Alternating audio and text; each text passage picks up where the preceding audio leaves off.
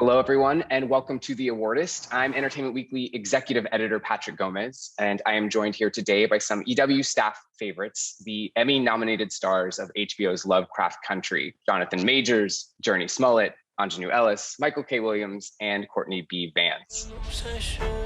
This story is about my father and the secret birthright that's been kept from us. You going after it? We're gonna need a car. Who's gonna stand there, Tick?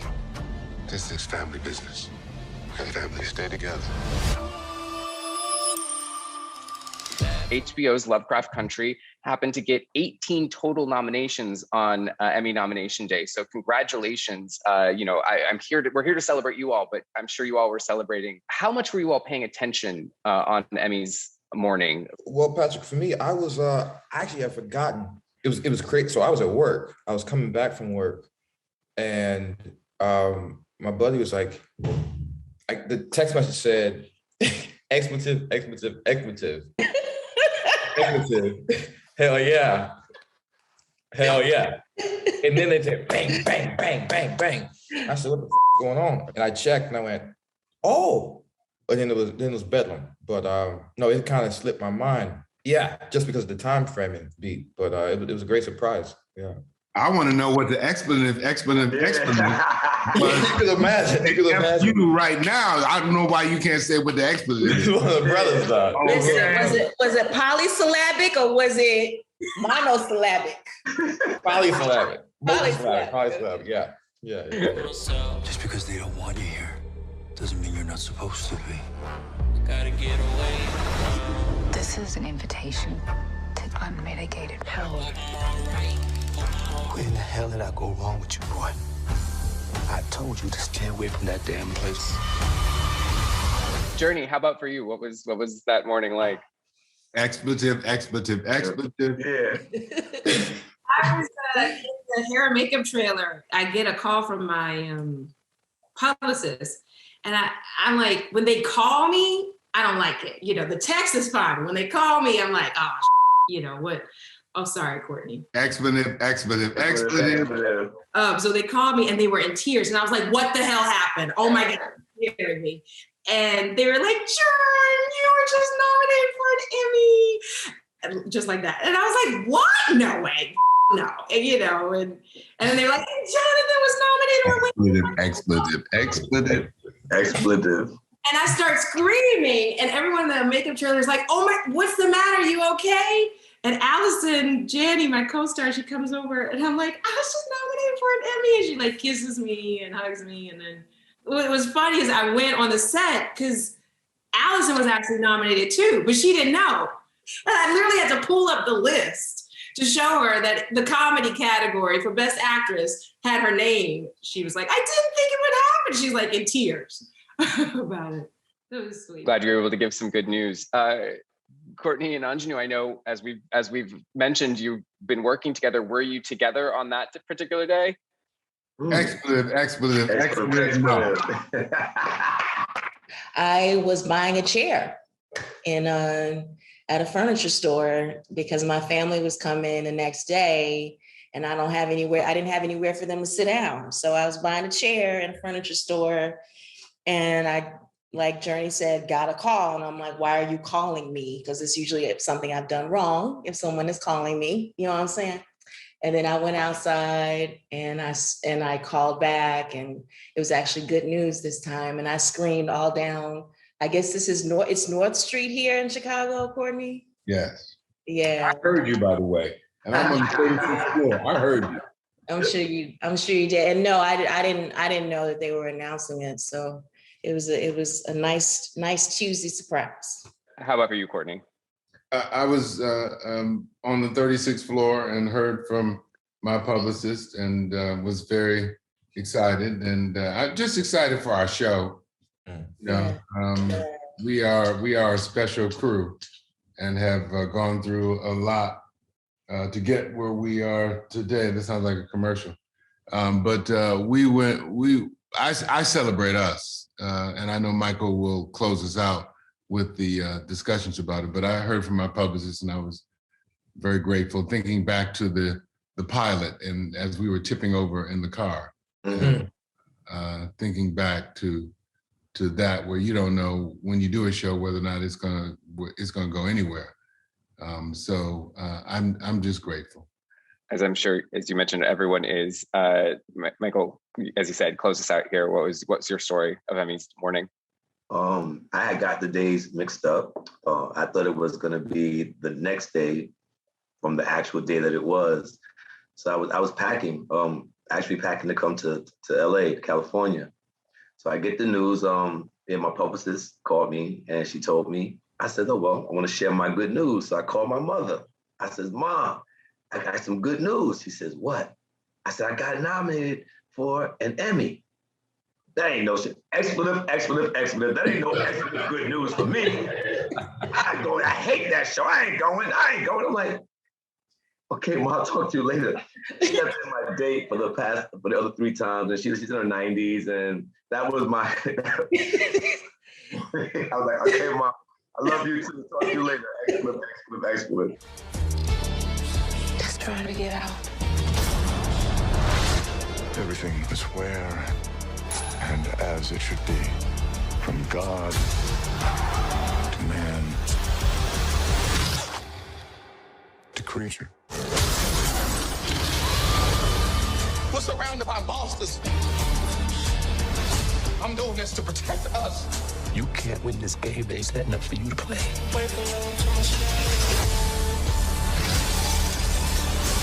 This legacy belongs to our family. We gotta face this new world and stake our claim in it.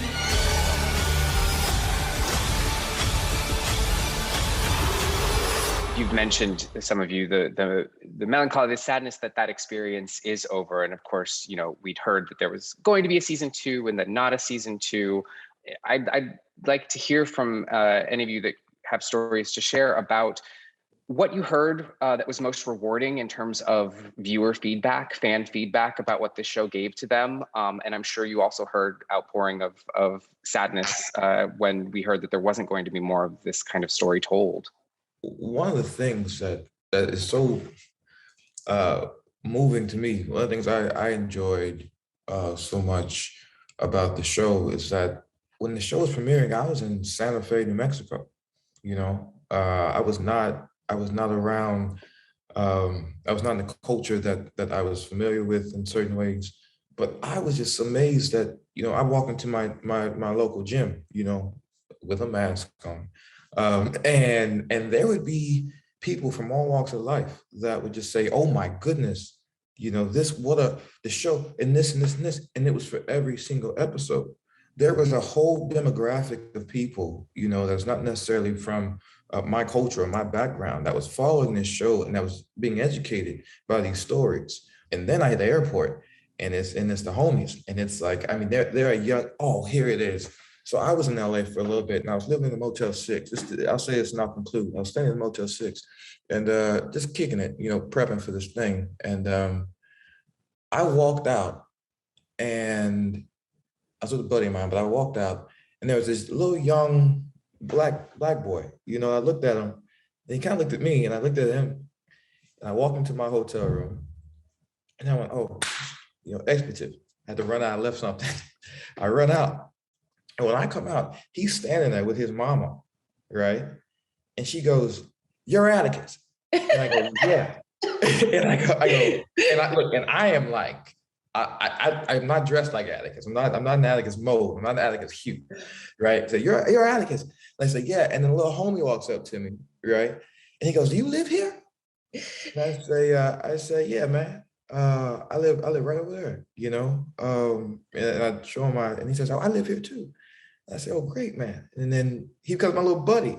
And I grew up in a really tough area in a way, and I didn't live in the Motel 6. We lived in a really, really, really, not so great apartment. I loved it, And I thought, man, if I would have seen an Atticus walk around my apartment complex, that might have changed mine. I would have my shit all the way up, in the best way, expletive, what I mean? And for me, that was the highlight. Here's this kid, because we always say like, we don't see ourselves on TV, we don't see us. Man, not only did this kid see a version of himself. He saw like, then he saw him in the flesh, you know, in a way. And it's like, I went, wow, like, that's it. That's it. You know what I mean? This kid had to be like 9 years old. My daughter's 8, he'd be 9 years old. And you know, he's my buddy. You know, what's up, man? If you watch this, I doubt you will, but you know, you're my man.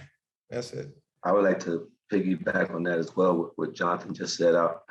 I chose to stay away from the melancholy as well. Lovecraft did exactly what it came to do. There's no sadness here. There's no victims here. We put it down. And for one season show, the amount of narrative that we have started, that we have changed, the amount of conversation that is happening. You know, this show was airing right around just either right before, it ended right before like what happened, the murder of George Floyd and all of these things. It was perfect timing. It's not a coincidence that the week after Lovecraft went off the air, when the last episode aired, they miraculously found 100 unmarked graves in Tulsa, Oklahoma. The next week, you know, and then the community, our community as a human race in this entire country, we had Lovecraft to go back to and link. It was like life with art. Yeah. You can't make that kind of timing up. It was beautiful, and there is no melancholy here. We were chosen by the ancestors to come and tell a story, and I believe that we delivered, and it did exactly what it came to do. I'm proud of it. Proud of our little one season show. Yeah, I went and got my hair did a few weeks ago, and this girl did my hair, and she was being, you know, and I'm just sitting here chilling, waiting for my hair to get did, whatever. And without looking at me, you know, she said, you know, I got to tell you, I didn't know that she had ever seen me from anywhere. And she was like, Lovecraft saved my life. And she told me that she was going through some personal changes during the time that Lovecraft aired. And we also know that because of the pandemic, people weren't able to like communicate with each other. So a lot of their interaction with other human beings came through the screen. So though that kind of testimony from her and other people, it really is, it's affirming of what we tried to do. Well, it's beautiful. And I know everyone's so grateful for it. Yes, Courtney. I look forward to the day that, as we all know, with us in television and film, that we used to get killed off early. In my mind, that's what this kind of is. I look forward to the day where we can have our Game of Thrones, where we have an opportunity for 7-8 years to talk about different time periods and genres and episodes. And so I look forward to that day. This wasn't it. I agree with everyone that no sadness here, but I look forward to the day where we don't have to have an excuse not to go forward.